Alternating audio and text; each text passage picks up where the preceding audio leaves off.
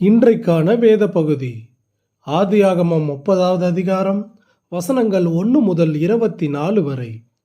பிரச்சனைகளுக்கு நடுவிலும் தேவன் ராகேலை நினைத்தருளினார். அவளுக்கு தேவன் செவி கொடுத்து அவள் கர்ப்பந்தரிக்கும்படி செய்தார். வசனம் 22. நீங்கள் கேட்டுக்கொண்டிருப்பது நாளுக்கு ஒரு நல்ல பங்கு ஆதியாகமத்திலிருந்து தின தியானங்கள்.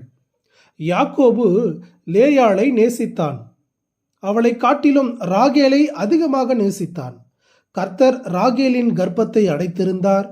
அவள் குழந்தை பெற தாமதமானதால் மனித முயற்சிகள் தலை தூக்கின. யாக்கோபின் வீடு போர்க்களமாக மாறியது. உணர்ச்சி வயப்பட்ட இரு பெண்கள் யாக்கோபின் பாசத்திற்காக சண்டையிட்டு கொண்டார்கள்.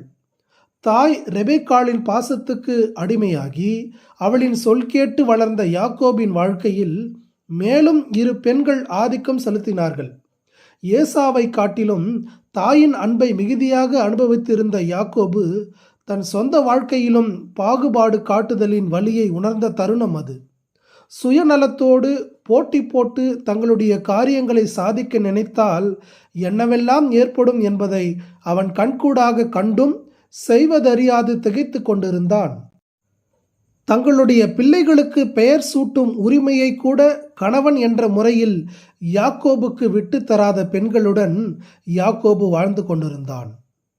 இவர்களுக்கு நடுவில் யாக்கோபு தடுமாற்றம் அடைந்தான் என்பது உண்மையே. இத்தகைய பிரச்சனைகள் நிறைந்த குடும்பத்திலும் தேவன் தம் சித்தத்தை நிறைவேற்றி கொண்டிருந்தார். ஆபிரகாமுக்கும் ஈசாக்குக்கும் கொடுத்த வாக்குறுதியின் வாய்க்காலாக யாக்கோபு விளங்கினான். யாக்கோபின் குமாரரின் பெயர்களை இங்கு வாசிக்கிறோம்.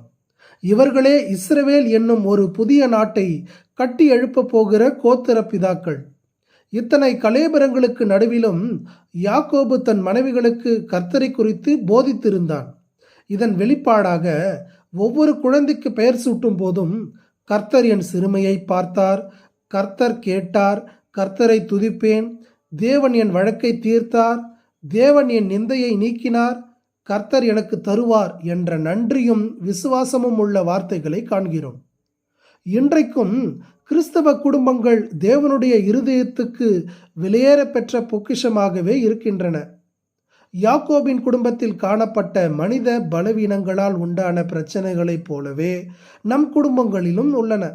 இவற்றின் ஊடாகவே தேவன் ஒவ்வொரு குடும்பத்தையும் சீர்படுத்தி ஆசீர்வதிக்க விரும்புகிறார். தம்முடைய சித்தத்துக்கும் விருப்பத்துக்கும் நேராக அதன் ஒவ்வொரு உறுப்பினர்களையும் நடத்த விரும்புகிறார்.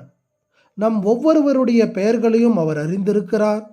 தம்முடைய ஊழியத்துக்கும் சேவைக்கும் மட்டுமின்றி நித்திய நோக்கத்துக்காக ஒவ்வொருவரையும் அவர் ஆயத்தம் செய்கிறார். நமக்கான அழைப்பு எவ்வளவு மகிமையானது! நம்முடைய தகுதிக்கு அப்பாற்பட்டு அவர் நம்மை ராஜாக்களாகவும் ஆசாரியர்களாகவும் தெரிந்து கொள்ளவில்லையா?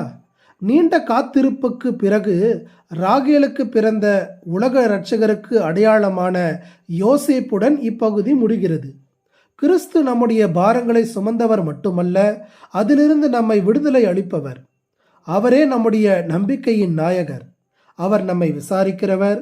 ஆகவே நம்முடைய கவலைகளை எல்லாம் அவர் மேல் வைத்து விடுவோம். பிதாவே, நாங்கள் எப்பொழுதும் உம்முடைய சித்தத்தின் மையத்தில் இருக்க உதவுவீராக. ஆமேன்.